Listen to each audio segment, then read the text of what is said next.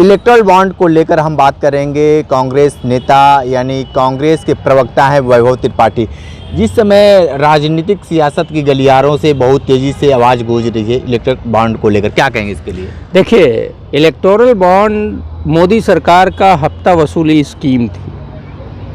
पैसे दो, नहीं ईडी की कार्रवाई होगी। इलेक्टोरल बॉन्ड से हमको चंदा दो, नहीं तो ईडी की कार्रवाई, सीबीआई की कार्रवाई, इनकम टैक्स की कार्रवाई। सबसे पहले इस योजना के ऊपर सवाल खड़ा किया था हमारे नेता राहुल गांधी ने।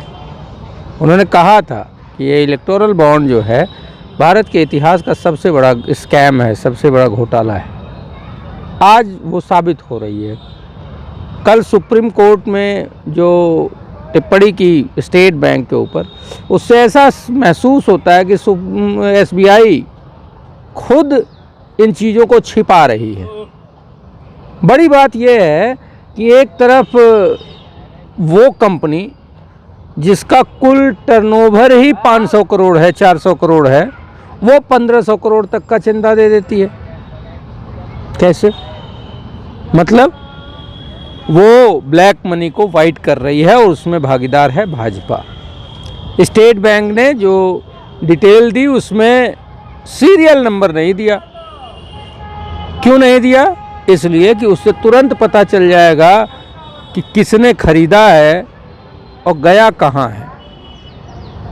2019 का जो एक साल का डेटा है वो भी स्टेट बैंक ने नहीं जारी किया, जिसमें लगभग 25,000 करोड़ रुपए, नहीं 2500 करोड़ रुपए का डिटेल है। तो वो क्यों छिपाया गया है, ये भी मामला है। तो सुप्रीम कोर्ट से पूरी जनमानस को ये उम्मीद है कि वही देश की जनता को न्याय दिलाएगा, क्योंकि सरकार ने हर उस एजेंसी को अपने कंट्रोल में कर रखा है, चाहे वो ईडी हो, सीबीआई हो, इनकम टैक्स हो, स्टेट बैंक ऑफ इंडिया भी। मैं तो ये कहूँगा कि जो सरकार की चोरी को छिपाने वाला बैंक है, उस बैंक को, जनता को अब सबक सिखाने की आवश्यकता है। तो एक तरफ ये होता है कि ईडी की रेड डालो, दूसरे हफ्ते भर बाद 100 करोड़ का इलेक्टोरल बॉन्ड खरीद लिया गया, भाजपा को मिल गया, वो ईडी का मामला ख़त्म हो गया। एक अभी कंपनी का नाम मुझे ध्यान नहीं आ रहा, 409 करोड़ का उनका प्रॉपर्टी ईडी ने अटैच किया। उन्होंने एक हफ्ते बाद 100 करोड़ का इलेक्टोरल बॉन्ड खरीदा और मामला रफा दफा हो गया। मामला क्या है? गरीब जनता को ये अब समझने की बात है कि भैया आपको डर दिखाते हैं, धमकी देते हैं कि मुकदमा कर देंगे, जेल भेज देंगे, और आपने पैसे दिए तो आपको छोड़ देंगे। यही चाहती है जनता। अच्छा, इस बार चुनाव में जो मुद्दे हैं, क्या उसमें ये इंक्लूड हो पाएगा? क्यों नहीं हो?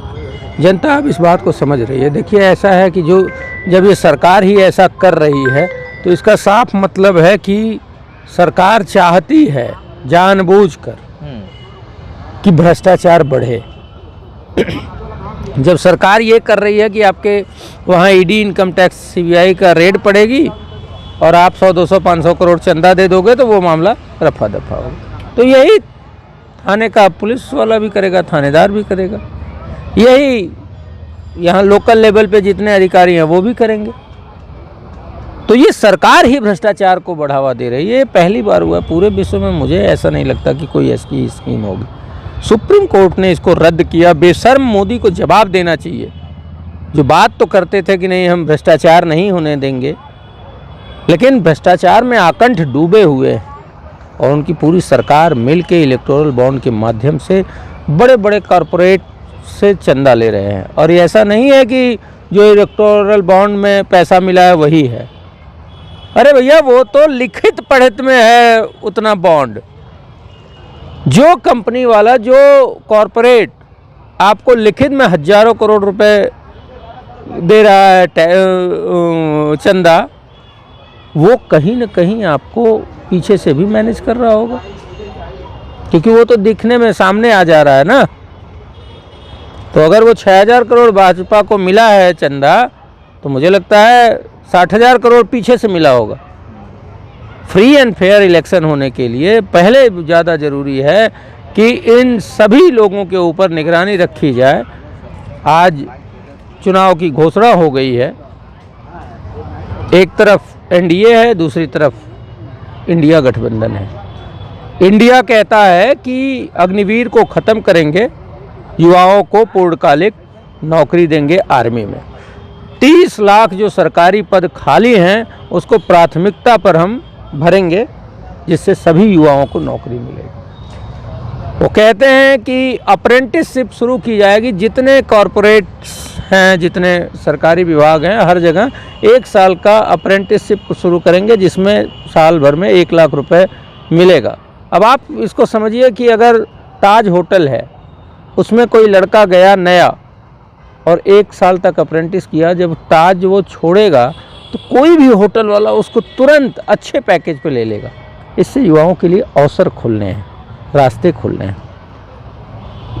दूसरा, राहुल गांधी ने कहा कि स्वामीनाथन रिपोर्ट जो है उसके अनुसार हम एमएसपी की गारंटी देंगे, कानून बनाएंगे कि किसान को कम से कम उतना तो मूल्य ज़रूर मिले। तो एमएसपी की गारंटी की जो किसानों की मांग है उनके साथ न्याय करने का वादा है इंडिया का, और राहुल गांधी जो वादा करता है वो ज़रूर पूरा करता है। मोदी की तरह वो वादे नहीं होते हैं कि 2 करोड़ रोज़गार कहेंगे, 20 करोड़ रोज़गार मिलना था, अब तक नहीं मिला, लोग बेरोज़गार अलग हो गए। महंगाई कम करने की बात होगी।